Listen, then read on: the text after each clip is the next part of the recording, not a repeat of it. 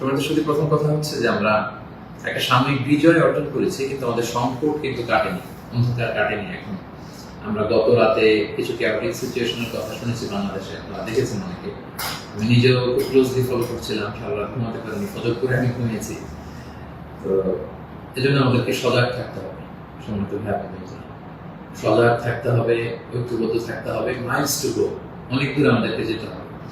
আন্দোলন বা বিপ্লবের এটা হচ্ছে আন্দোলন শেষে একটা সফল বিপ্লব বা গণঅভ্যুত্থান শেষে এটা হচ্ছে প্রথম ধাপ, যে স্বৈরাচারের পতন হয়েছে। এখন হচ্ছে আমাদের দেশ গড়বার সময়।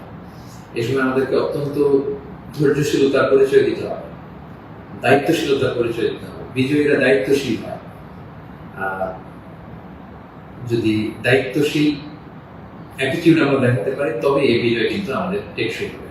সো অনেক ধরনের ষড়যন্ত্র আশেপাশে ঘুরপাক খাচ্ছে, দেশি বিদেশি। আমাদেরকে সজাগ থাকতে হবে, সচেতন থাকতে হবে। বিজয় উল্লাসে মেতে আমরা যেন আবার কোনো ভুল করে না বসি, বিপ্লবের পরে কোনো প্রতি বিপ্লবকে যেন আমরা স্থান না দিই। এই হচ্ছে প্রথম রিমাইন্ডার আপনাদের প্রতি। 2 নম্বর যে কথাটা বলবো, আমাদের বাংলাদেশে আমরা মুসলিমরা ছাড়াও আমাদের হিন্দু ভাই বোনরা আমাদের সাথে, আমরা একসাথে মিলেমিশে একাকার একসাথে আমরা থাকি। আমাদের খ্রিস্টান ভাই বোনেরা আছেন, বৌদ্ধ ভাই বোনেরা আছেন। সো সংখ্যালঘুদের কোনো উপাসনালয়ে যেন কেউ আক্রমণ করতে না পারে, এটা খেয়াল করতে হবে। কিছু কিছু ঘটনা আমরা শুনেছি যে বিভিন্ন জায়গায় হিন্দুদের মন্দিরে আক্রমণ করা হচ্ছে, অগ্নিসংযোগ করা হচ্ছে। সো এটা কিন্তু অনেক বড় ধরনের একটা ষড়যন্ত্র। আমরা বছর 2 আগেও আমার মনে আছে যে কুমিল্লাতে নানুয়া দিঘির পাড়ে হনুমানের পায়ের উপরে কোরআন রেখে কি তুলকালাম কাণ্ড হয়ে গেল। সো যারা ক্ষমতা ছেড়ে পালিয়েছে তারাই দেখা যাবে যে ভাড়াটে করা লোকজন দিয়ে সেখানে আগুন দিয়ে আল্লাহু আকবার স্লোগান দিবে, নারায়ে তাকবীর, আল্লাহু আকবার স্লোগান দিয়ে বোঝাতে চাইবে যে ইসলামপন্থীদের কাজ এটা, মাদ্রাসার ছাত্রদের কাজ এটা। সো এত কাঁচা কাজ যেন আমরা না করি, আমরা যেন তাদের এই ফাঁদে পা না দিই, আমরা যেন সচেতন থাকি। বিশেষ করে মাদ্রাসার ছাত্র ভাইদেরকে, আমরা কলিজা টুকরা মাদ্রাসা, আলিয়া মাদ্রাসা, কৌমি মাদ্রাসার ছাত্র ভাইদেরকে আমি বলবো, আপনারা আপনাদের নিজ নিজ থানা, গ্রামের, এলাকা হিন্দু মন্দিরগুলো নিজ দায়িত্বে পাহারা দেন। প্যাট্রোলিং করবেন ভাগ করে করে, সকালে বিকালে কারা দায়িত্ব পালন করবেন। মাদ্রাসার শিক্ষক যারা আছেন তারা এটা দেখভাল করেন। সামনের 1-2 দিন খুবই গুরুত্বপূর্ণ। আমরা চাই না যে আমাদের বিজয়টা এভাবে নষ্ট হয়ে যায়। এই জাতীয় ষড়যন্ত্র যারা করছে তাদের ষড়যন্ত্রকে আপনারা নস্যাৎ করবেন, সংঘবদ্ধ পাবেন। সো এটা আমাদেরকে খেয়াল রাখতে হবে। কিছু অগ্নিকাণ্ড বা বিচ্ছিন্ন ঘটনা যদি ঘটে, দেখা যাবে যে যারা এই বিজয়ে খুশি না তারা এটাকে ইন্টারন্যাশনালি তারা এটা প্রোপাগেট করবে। তারা বলবে যে Bangladesh is on terrorist attack, জঙ্গি অ্যাটাকে কবলে পড়েছে বাংলাদেশ, অনেক ন্যারেটিভ তারা দাঁড় করাবে এবং এটা করতে তারা বড় করবে। সো আমরা এত সহজে এই বিজয়কে নষ্ট হতে দিব না। আমার 2 নম্বর রিমাইন্ডার হচ্ছে আমার প্রিয় বিপ্লবী ভাই এবং বোনদের প্রতি, বিশেষ করে মাদ্রাসার ছাত্র ভাইদের প্রতি, আপনারা খেয়াল করে সংখ্যালঘুদের কোনো স্থাপনাতে, উপাসনালয়ে যাতে এই জাতীয় ঘটনা না ঘটে ক্লোজ অবজারভেশন করুন, পাহারা দিন, নিরাপত্তা দিন। এটা আমাদের দায়িত্ব। আমরা এবার যদি ভুল করে ফেলি তাহলে বাংলাদেশ ইসলাম অনেক পিছিয়ে যাবে, বাংলাদেশ সমৃদ্ধ বাংলাদেশ গড়বার স্বপ্ন এটা অনেক পিছিয়ে যাবে। 3 নম্বর যে কথাটি আমি শেয়ার করতে চাই সেটা হচ্ছে, আমরা প্রায় বলি যে ইতিহাসের সবচেয়ে বড় শিক্ষা হচ্ছে যে মানুষ ইতিহাস থেকে শিক্ষা নেয়। আমরা যেটা দেখলাম প্রায় 1.5 যুগ ধরে বা 1.5 দশক ধরে যে ক্ষমতাসীন দলটি ছিল, তারা যখন আজকে বিদায় নিল, বিদায় তো না, বেসিকলি তারা বাধ্য হয়ে ক্ষমতা ছেড়ে পলায়ন করেছে। তো তাদের বিদায়টা আসলে কেমন হলো যদি আমরা একটু বিশ্লেষণ করি, অ্যানালাইসিস করি, যে আপনার ক্ষমতার দাপটে বাকি মহিষে 1 ঘাটে পানি খেতে এরকম অবস্থা। এসএসএফ আপনাকে সিকিউরিটি দিত, আপনার সামনে বহর, পেছনে বহর, কত সিকিউরিটি, কত ন্যাশনাল প্রোটোকলের ব্যবস্থা আপনি করেছেন। কিন্তু আজকের বিদায়টা আপনার কেমন হয়েছে? পুরো দেশব্যাপী গণধিক্কার, ঘৃণা, বদদোয়া ছাড়া কিছু আপনি শিখতে পারেন। সো এ থেকে আমাদের রাজনীতিবিদদের, আমাদের সকলের শিক্ষা গ্রহণ করা উচিত। আপনার বিদায় কেউ কাঁদেনি, কেউ কোনো সংবর্ধনা দেয়নি, সহমর্মিতা জানায়নি, বরং আপনার অস্তিত্বই ছিল হুমকির মুখে।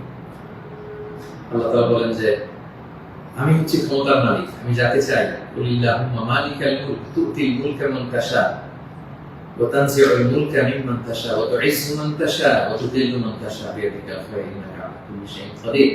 আল্লাহ তাআলা হচ্ছেন ক্ষমতার মালিক, যাকে চান ক্ষমতার চেয়ারে বসান, যাকে চান সেখান থেকে টেনে হিচড়ে ক্ষমতার চেয়ার থেকে তিনি নামান। তিনি যাকে চান সম্মান দেন, যাকে চান তিনি অপদস্থ করেন, লাঞ্ছিত করেন। তার জলজান্ত প্রমাণ আমরা গতকাল কিন্তু দেখেছি। এবং তিনি হচ্ছেন ফাআলুল লিমা ইউরিদ, তিনি যখন যা চান তাই করতে পারেন। এর জন্য তাকে কারো কাছে জবাবদিহি করতে হয় না, রিপোর্টিং করতে হয় না। তিনি কুন ফায়াকুনের মালিক, তিনি হওয়া হতে দেরি হয় না। তিনি পাহাড়কে দরিয়া করেন, দরিয়াকে পাহাড় করেন, তিনি সম্মানিতকে অপদস্থ করেন, তিনি সমাজের লাঞ্ছিত অপমানিত লোকটাকে সম্মানের চেয়ারে বসিয়ে দিতে পারেন। তিনি হচ্ছেন আল্লাহ সুবহানাহু ওয়া তাআলা। মনে রাখতে হবে তিনি ক্ষমতার মালিক। আমরা যেন একটা ভুলে না যাই, ক্ষমতার চেয়ার পেলে আমরা যেন ভুলে না যাই যে আমি ক্ষণিকের জন্য এসেছি। সামনে যারা ইন্টারিম গভর্নমেন্টের লিড দিবেন, 3 মাস 6 মাস পরে জাতীয় ইলেকশন পরে যখন আমাদের নতুন সরকার আসবে, তারা যখন ক্ষমতার চেয়ারে বসবেন, নিজেকে এই রিমাইন্ড যেন আমরা দিই, আমরা যেদিন বিদায় নিব, যেদিন ক্ষমতায় থাকবো, সেদিন আমি আমাকে কেমন যেতে চাই, সেই হিসাবটুকু করে যোগ বিয়োগ দিয়ে যেন আমরা ক্ষমতায় থাকাকালীন সময় আমাদের অ্যাক্টিভিটিস গুলো পরিচালনা করি। সো এই ইতিহাস থেকে আমরা বারবার শিক্ষা নিতে ভুল করি, হোঁচট খাই, আমরা যেন এটা না করি। আমি আমাদের জাতীয় নেতৃবৃন্দদেরকে বলবো, যারা আসন্ন নির্বাচনে নির্বাচিত হয়ে আসবেন, বাংলাদেশকে নেতৃত্ব দিবেন, নতুন প্রজন্মের বা পুরাতন অভিজ্ঞদের মধ্যে থেকে যারা মিলে সরকার গঠন হবে সামনে ইলেকশন শেষে, আপনারা মেহরবানি করে এই শিক্ষাটুকু আপনারা নিবেন। এবং বাংলাদেশে এটা তো আমরা দেখে এসেছি ছোটবেলা থেকেই, একদল ক্ষমতা ছেড়ে অন্য দলের লোকেরা তাদের উপর কিভাবে আক্রমণ করে যেদিন তারা ক্ষমতা থেকে যায়, আবার তারা ক্ষমতা আসলে তারা তখন ক্ষমতা ছেড়ে অন্য বিরোধী দল তাদের উপর আক্রমণ করে। এই রেশারেশি আক্রমণ আমরা চাই না, আমরা এর অবসান চাই। আমরা ইতিহাস থেকে শিক্ষা নিতে চাই, আমরা একটা সমৃদ্ধির বাংলাদেশ ঐক্যবদ্ধভাবে একসাথে হাতে হাত রেখে কাঁধে কাঁধ মিলিয়ে গড়ে তুলতে চাই। এটা হচ্ছে আমার 3 নম্বর রিমাইন্ডার। 4 নম্বর রিমাইন্ডার হচ্ছে, গতকাল আমরা দেখেছি যে স্বৈরাচারের পতনের ঘোষণার মধ্য দিয়ে পুরো বাংলাদেশ, পুরো লাল সবুজের পতাকা, পুরো 18 কোটি মানুষ আনন্দ উল্লাসে ফেটে পড়েছে। আমরা আল্লাহ শুকরিয়া আদায় করেছি, আমরা হাফ ছেড়ে বেঁচেছি, আমরা স্বস্তির নিঃশ্বাস ফেলেছি, আমরা নতুন করে একটা স্বাধীন বাংলাদেশ পাওয়ার একটা আকাঙ্ক্ষা আমাদের হৃদয়ে জেগেছে। শুধু কিন্তু দুঃখের ব্যাপার হলো, আমরা মাঝে মাঝে আবেগে অথবা লোভে পড়ে অথবা হৃদয়ের জ্ঞান হারিয়ে এমন কিছু করে ফেলি যেটা আমাদের এই বিজয়কে, আমাদের অ্যাচিভমেন্টকে প্রশ্নবিদ্ধ করে, এটা ন্যায্যতাকে প্রশ্নবিদ্ধ করে। গতকাল আমরা দেখেছি যে উল্লাসিত জনতা তারা জাতীয় সংসদ ভবনে ঢুকে পড়েছে, গণভবনে ঢুকে পড়েছে। সেখানে যে লুটপাট, চুরি, যা বলা যায়, এগুলো সব ধরনের কাজগুলো করেছে এবং এগুলো কিন্তু লাইভ ব্রডকাস্ট হয়েছে, বিশ্বব্যাপী ছড়িয়েছে। আপনারা আসলে কি মেসেজ দিলেন? আমাদের দেশের ছাত্র জনতা তারা কি লুটপাট করে? যারা ক্ষমতা ছেড়ে পারলো তারা তো এটাকে ইন্টারন্যাশনালি প্রোপাগান্ডা বানাবে যে দেখুন কিরকম লুটপাট, চুরি, আক্রমণ, এগুলোর মধ্যে দিয়ে তারা গণভবনকে দখল করছে। কিন্তু তারা একটা ইস্যু বানাবে। সো এই ব্যাপারটাকে আমি খুবই অপছন্দ করেছি, খুবই। আমি বলবো না যে শিক্ষিত ছাত্র জনতা এমন করেছে, যেহেতু উল্লাসিত জনতা সেখানে ঢুকে পড়েছিল, এখানে ভালো মানুষ ছিল, খারাপ মানুষ ছিল, ছিচকে চোর ছিল, টোকাই ছিল, তারা এগুলো করেছে। কিন্তু আমি দেখে অবাক হয়েছি, মাঝে মাঝে অনেক ভালো ফ্যামিলির ছেলে পেলে অথবা নামাজি দেখে প্র্যাকটিসিং মনে হয়, তারাও এরকম ছবি দিয়েছে। কেউ গণভবনের বালিশ, কেউ চেয়ার, কেউ টেবিল, কেউ পাঙ্গাস মাছ, কেউ ফ্রিজের খাবার, যে যেরকম পেরেছে করিডোর করেছে। এটা আমার চোখে এসেছে এবং গণভবনের নেম প্লেট নিয়ে আসছে। তো এই এতটুকু বিবেকবোধ বা চিন্তা শক্তি কি আমাদের নাই যে এটা তো রাষ্ট্রীয় সম্পদ, নিজের সম্পদ না, এটা তো ভাগবটোয়ারা হচ্ছে না। আপনি যে গণভবনের চেয়ার নিয়ে আসলেন, 3 মাস পরে যে আমাদের নিজেদের ভোটে নির্বাচিত আমাদের ট্রু লিডার যিনি হবেন, আমাদের প্রধানমন্ত্রী, তিনি কোথায় বসবেন? তার চেয়ার তো আপনি চুরি করে নিয়ে আসছেন। তিনি থাকবেন কোথায়? তার বালিশ তো আপনি নিয়ে আসছেন। একটা বালিশ নিয়ে এসে, একটা হাঁস নিয়ে এসে, একটা কম্বল নিয়ে এসে আপনি আসলে কতটুকু লাভ করতে পারলেন? কিন্তু গোটা বিশ্বকে আপনি একটা নেগেটিভ মেসেজ দিলেন এবং আমাদের এই বিজয়কে আপনারা প্রশ্নবিদ্ধ করলেন। এটা অনেক বড় ভুল আপনারা করেছেন, সম্মানিত ভাইয়া, যারা এটা আপনারা করেছেন। আমরা পৃথিবীর বিভিন্ন জাতি গোষ্ঠীর মধ্যে থেকে তাদের অনেক ভালো গুণ দেখি, এগুলোকে আমরা নিতে পারি না? মানুষ তো নিজেদেরকে ভালো জিনিস দেখে দেখে সেগুলো অ্যাডপ্ট করে করে মানুষ নিজেকে সুন্দর করে, পলিশ করে। আমরা জাপানিজদেরকে দেখেছি তারা কত ভদ্র পরিচ্ছন্ন। অলিম্পিকে তারা খেলা দেখতে যে স্টেডিয়ামের মধ্যে দর্শকেরা যখন খাবারের প্যাকেট, চিপস, পানির বোতল, টিস্যু ফেলে দিয়েছিল, তারা অন্যান্য দর্শকদের মতো স্টেডিয়াম ছেড়ে চলে যায়। খেলা দেখা শেষে তারা নিজেরা সব ময়লাগুলো গার্বেজগুলো পরিষ্কার করে তারপর ক্লিন করে সেই দর্শক গ্যালারি তারা ছেড়েছে। গোটা বিশ্বে তারা প্রশংসিত হয়েছে। তো এই যে তারা একটা মেসেজ দিল গোটা বিশ্ববাসীকে যে আমরা সিভিলাইজড, আমরা পরিচ্ছন্ন। আমরা আমাদের গতকালের বিজয় উদযাপন করতে যে কি এটা করতে পেরেছি?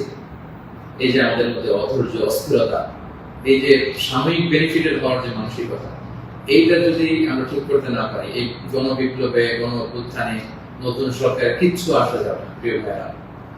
মানে I'm telling you the truth, I'm telling you the reality, এটা আপনাদের মনে রাখতে হবে। বাস্তবতা হচ্ছে আমরা যেমন, আমাদের নেতারাও তেমন। আমরা গতকাল হরিলুট করেছি, আমাদের নেতারাও হরিলুট করেছে। আমরাও চুরি করেছি, তারাও চুরি করতো। আমরা আসলে সুযোগের অভাবে সব বাস্তবতা যেটা, কথাগুলো এই মুহূর্তে, বিজয়ের মুহূর্তে তিক্ত হলেও আমাকে ইসলামিক পয়েন্ট অফ ভিউ থেকে এই রিমাইন্ডার গুলো আমাকে বলতে হচ্ছে। আমি সরি ফর দ্যাট। তারা পদ্মা সেতুতে দুর্নীতির সুযোগ পেয়েছে, ওই লুট করেছে। তারা দেশের বড় বড় মেগা প্রজেক্টে লুট করেছে, আর আপনি ছোট্ট জিনিস লুট করার সুযোগ পেয়েছেন, ওইটা করেছেন। কোনো পার্থক্য নাই। তারা করেছে বড় বড় হরি লুট, আপনারা করেছেন ছোট ছোট চুরি লুট। এই তো পার্থক্য আমাদের এতটুকুই। এই জিনিসটা আমাদেরকে বুঝতে হবে যে এগুলো রাষ্ট্রীয় সম্পদ। সেখান থেকে একটা সুতা কেন আমরা টাচ করবো? আপনারা গণভবন ঘেরাও করেছেন, ভেতরে যে উল্লাস করবো, তাকবীর দিন। এমন দেশকে কোথাও খুঁজে পাবেন না তুমি, সকল দেশের রানী সেজে আমার জন্মভূমি, গলা ছেড়ে দিয়ে সবাই মিলে কোরআন গান করতে, গোটা বিশ্ব দেখতো আমরা কত সিভিলাইজ, আমরা কত সভ্য। সেটা না করে আপনারা ভাঙচুরের মতো কাজ, লুটপাটের মতো কাজ আমরা করে ফেলছি। আমি বলবো না যে সবাই বুঝে করেছেন, অনেকে রাগ থেকে, ক্ষোভ থেকে, ঘৃণা থেকে এটা করেছেন, কিন্তু কাজটা ভুল করেছেন। প্রথম যেটা করতে হবে, আপনাদেরকে আল্লাহর কাছে ক্ষমা চাইতে হবে। আল্লাহর কাছে ক্ষমা চান। দ্বিতীয়ত এগুলো ফেরত দিয়ে আসতে হবে প্রিয় ভাই। আমাদের ছাত্র বন্ধুরা এগুলো কালেকশন করছে, এবং ছাত্র ভাইদেরকে আমি বলবো যারা এগুলো আবার রিটার্ন দিতে আসবে তাদেরকে যেন আমরা ব্লেম না করি, পার্সোনাল না করি। তারা তাদের রিয়েলাইজেশন থেকে নিয়ে আসছে, এগুলো তারা রিসিভ করুন। কারণ এগুলো রাষ্ট্রীয় সম্পদ। নতুন গভর্নমেন্ট আসলে আবার নতুন করে রাষ্ট্রীয় অর্থ ব্যয় করে এগুলো আমাদেরকে আবার মেরামত করতে হবে, ঠিক করতে হবে সময়ের সঙ্গে। এবং একজন মুমিন এই কাজ কখনো করতে পারে না। একজন বিশ্বাসীর সাথে এই ধরনের মাইন্ডসেট, অ্যাটিটিউড যায় না প্রিয় ভাই বোনেরা।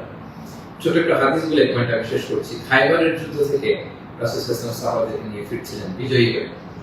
আপনাদের মনে থাকবার কথা, ইহুদিদের বিরুদ্ধে এই যুদ্ধ হয়েছিল, 7ম হিজরির ঘটনা। ফেরার পথে রাসূল সাল্লাল্লাহু আলাইহি ওয়াসাল্লাম একজন খাদেম, রাসূল সাল্লাল্লাহু আলাইহি ওয়াসাল্লাম উটের হাওদাস ঠিক করছিল, এমন সময় একটা বিক্ষিপ্ত তীর এসে তার গায়ে লেগে সে সেখানে মারা যায়। সাহাবারা তার জন্য দোয়া করলো। তারা বললো কি খুশ নসিব তার, যুদ্ধ থেকে ফিরে আসার পথে এই মুজাহিদ শহীদ হয়েছে, জান্নাতের নীল পাখি হয়ে সে ঘুরবে। রাসূল সাল্লাল্লাহু আলাইহি ওয়াসাল্লাম বললেন, না, তোমরা এই মন্তব্য করো না, তোমরা জানো না আমার এই লাশ সে সুযোগ পেয়ে রাষ্ট্রীয় সম্পদের অর্থাৎ গনিমতে যেটা পেয়েছিল ভাগ বটোয়ারার আগে সে লোকচক্ষুর আড়ালে একটি চাদর চুরি করেছিল, এবং এই জাহান্নামের এই চাদর তার গা পেঁচিয়ে তার শরীরকে জ্বালিয়ে ফেলবে, তাকে দগ্ধ করবে। আল্লাহু আকবার। অনেক লম্বা কথা, আমি সংক্ষেপে শেষ করে দিচ্ছি। সময়টা যদি আপনি খেয়াল করে দেখুন, একজন সাহাবী, বিশ্বনবীর সার্ভেন্ট, সে রাষ্ট্রীয় এই সামান্য একটা চাদর চুরি করার কারণে রাসূল বললেন শাহাদাত তো দূরের কথা, এই চাদর তাকে অগ্নিদগ্ধ করবে। তো আপনার কি ভয় পায় না? আপনি যে গণভবন থেকে বালিশ নিয়ে আসলেন, চাদর নিয়ে আসলেন, ওখানকার টিভি নিয়ে আসলেন, ওখানকার জিনিসপত্র যে আপনি কাঁধে করে নিয়ে আসলেন, ফুলের টব এটা সেটা ভেঙে যে নিয়ে আসলেন, এগুলো যে আগুনের লেলিহান শিখা হয়ে আপনাকে জ্বালাবে, আপনার কি ভয় হয় না? এই মাইন্ডসেটের যদি আমরা থাকি, কোনো ভালো নেতাই আমাদের কিছু করতে পারবে না। 18 কোটি জনগণের এই হাইলি পপুলেটেড দেশে কেউ এসে কিছু করে দিয়ে যেতে পারবে না যদি আমরা নিজেরা না শুধরাই। আমরা এটা ভুল করেছি, আমরা অনুতপ্ত হব, অনুশোচিত হব। যারা আমার আলোচনা শুনেন, আমাকে পছন্দ করেন, আমি হাত জোর করে অনুরোধ করব প্রত্যেকটা জিনিস আপনারা ফেরত দিয়ে আসবেন। এগুলো রাষ্ট্রীয় সম্পদ, কোন রাষ্ট্রীয় সম্পদকে তো সুযোগ করার অধিকার আল্লাহ আমাদেরকে দেন। আল্লাহ আমাদেরকে বোঝাতে হবে। 5 নম্বর যে পয়েন্টটি বলবো সম্মানিত ভাই বোনেরা, গত রাত থেকে এখন পর্যন্ত আমি শুনেছি যে কাইন্ড অফ সিভিল ওয়ারের মতো একটা অবস্থা, গৃহযুদ্ধের মতো অবস্থা, থানা জ্বালিয়ে দেওয়া, ভিন্ন রাজনৈতিক মতাবলম্বী যারা তাদেরকে সুযোগ পেয়ে আক্রমণ করা, হতাহতের ঘটনা কিন্তু ঘটেছে। এইরকম চালিয়ে গেলে আমাদের বিজয় কিন্তু যে কোনো মুহূর্তে নস্বাত হয়ে যেতে পারে। এবং আমি সেনাবাহিনীকে বলবো অস্থায়ীভাবে সামনে 2-1 দিনের জন্য আপনারা আর্মি ডেপ্লয় করুন সব জায়গায়, প্রতিটি থানায়, প্রতিটি ইউনিয়নে, প্রতিটি জেলায়, just to confirm and ensure the security. Interior government যখন আসবে তখন তাদের দিক নির্দেশনা অনুযায়ী তাদের লিডারশিপে আপনারা সহযোগিতা করবেন, কাজ করবেন। কিন্তু এই হানাহানি, মারামারি, রক্তপাত থামানোর জন্য, সংঘাত থামানোর জন্য আমার মনে হয় আমাদের প্রাণের ব্যাটালিয়ন সেনাবাহিনীকে আমি এই অনুরোধটুকু করবো যে জরুরি ভিত্তিতে দেশের এই সমস্ত জায়গায়, থানাগুলোতে, মন্দিরগুলোতে যেখানে সংঘাত হওয়ার সুযোগ আছে সেখানে আর্মি যেন ডেপ্লয় করা হয়। তা না হলে যে পরিমাণে হতাহতের ঘটনা ঘটেছে এটা যদি আর 1-2 দিন চলতে থাকে এরকম, এবং সুযোগ পেয়ে একে আক্রমণ করা, ওকে আক্রমণ করা, ঝাল ক্ষোভ মেটানো, বা ভিন্ন রাজনীতিতে হওয়ার কারণে এতদিন তারা জুলুম করেছে, আজকে তার বাড়ি জ্বালিয়ে দিব, তার ছেলে মেয়েদের অত্যাচার করবো, তার উপর আক্রমণ করবো, এটা যদি আমরা করি তাহলে আমরা ভুল করে ফেলবো। আমি আগেই বলেছি যে বিজয়ীরা দায়িত্বশীল হয়, দায়িত্বশীলতার পরিচয় দিতে হবে, তাহলে এই বিজয়টা টেকসই হবে।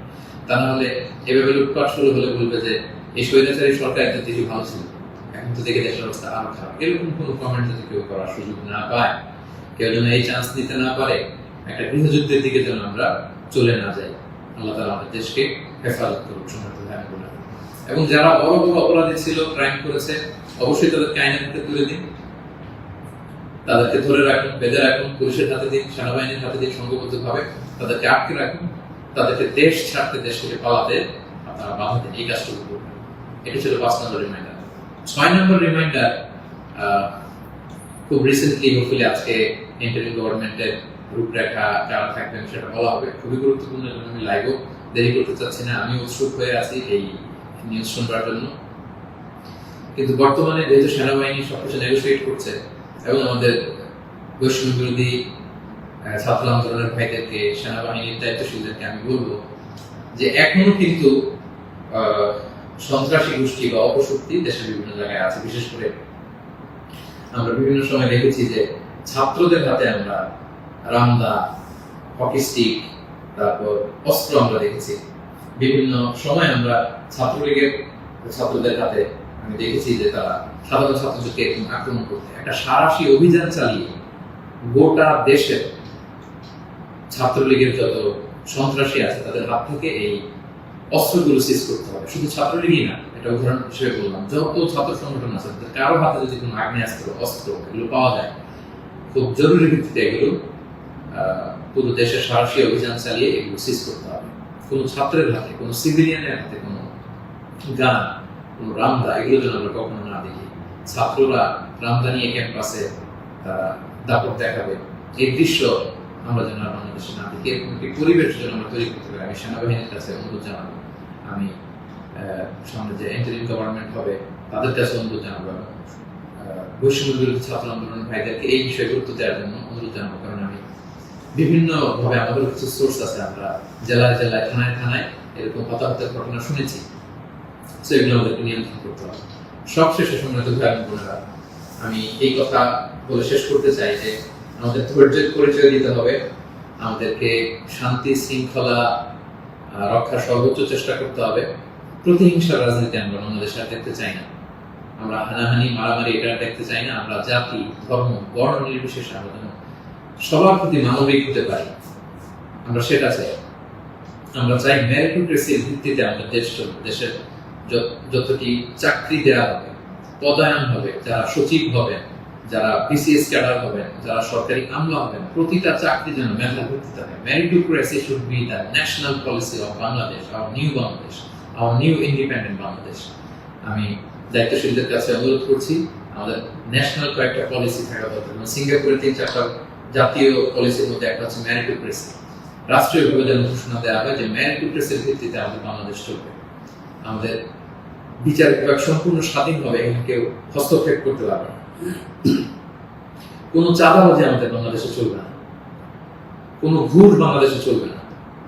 একটা সমৃদ্ধির বাংলাদেশ আমরা যেটা স্বপ্ন দেখি, আমরা যে স্বাধীন বাংলাদেশের স্বপ্ন দেখি, আমরা যেন একসাথে সেটা করতে পারি। Together we rebuild hour nation again ইনশাআল্লাহ। সো সম্মানিত সুধী, আমি এই আহ্বান জানিয়ে শেষ করব, কেউ আইন শৃঙ্খলা অবনতি ঘটাবেন না, সংঘাতে জড়াবেন না, আইন নিজের হাতে তুলে নেবেন না, সংখ্যালঘু ভাইদের দিকে দৃষ্টি রাখুন, কারণ এইটাকে তারা টার্গেট করে একটা প্রতি বিপ্লব, দেশে একটা ক্যাওটিক সিচুয়েশন তৈরি করবে এবং পুলিশ বাহিনী, সেনাবাহিনী, বিমান বাহিনী, র্যাব, আনসার, বিডিআর প্রত্যেকটি বাহিনীকে আমি বলবো যে আপনাদের কাঁধে অনেক বড় দায়িত্ব। দেশের শান্তি, শৃঙ্খলা, সিকিউরিটি, নিরাপত্তা নিশ্চিত করে এগুলো আপনাদের দায়িত্ব। আসুন আমরা সবাই হাতে হাত রেখে কাঁধে কাঁধ মিলিয়ে আমাদের নতুন বাংলাদেশ গড়ে তুলি। এই সামনের এক দুই দিন খুবই ক্রুশাল। আপনারা কেউই অস্থির, অধৈর্য হয়ে রাগে বসে বিভিন্ন থানা জ্বালিয়ে দেওয়া হচ্ছে, আমি শুনছি সাধারণ পুলিশদের উপর আক্রমণ করা হচ্ছে। প্রিয় ভাইয়ের, পুলিশরা খুব অল্প বেতনের চাকরি করে, তারা আমাদেরকে নিরাপত্তা দেয়। তো তারা উপরের অর্ডারে এতদিন এগুলো করেছে, তাই বলে আপনি পুলিশের উপরে আক্রমণ করতে পারেন না। আপনার দলের বিরোধী বলে আপনি তাদেরকে আক্রমণ করতে পারেন না। সুযোগ পেয়ে আপনি এই অন্যায়ভাবে এটার ব্যবহার আপনি করতে পারেন না। আমরা যেন সুশৃঙ্খল থাকি, আমরা যেন দায়িত্বশীলতার পরিস্থিতি, সম্মানিত সুধী, একটা মানবিক বাংলাদেশ, একটা সাম্যে পরিপূর্ণ, একটা সমৃদ্ধ বাংলাদেশ আমরা দেখতে চাই। অনেকেই আমাকে ব্যক্তিগতভাবে মেসেজ করেছেন, কল করেছেন, সবাইকে শুকরিয়া জানাই, জানতে চেয়েছেন যে শাইখ আপনি কবে আসবেন। আমি আপনাদেরকে এতটুকু নিশ্চিত করছি যে আমি শীঘ্রই বাংলাদেশে আসছি ইনশাআল্লাহ। স্বাধীন বাংলাদেশে আপনাদের সবার সাথে আবারও পুনরায় সাক্ষাতের আকাঙ্ক্ষা এবং অপেক্ষায় আমি রইলাম। সাম্য, মানবিক মর্যাদা এবং সামাজিক সুবিধা প্রতিষ্ঠিত করে আমরা যেন একটা সমৃদ্ধ বাংলাদেশ সবাই করে তুলতে পারি, সেই প্রত্যাশায়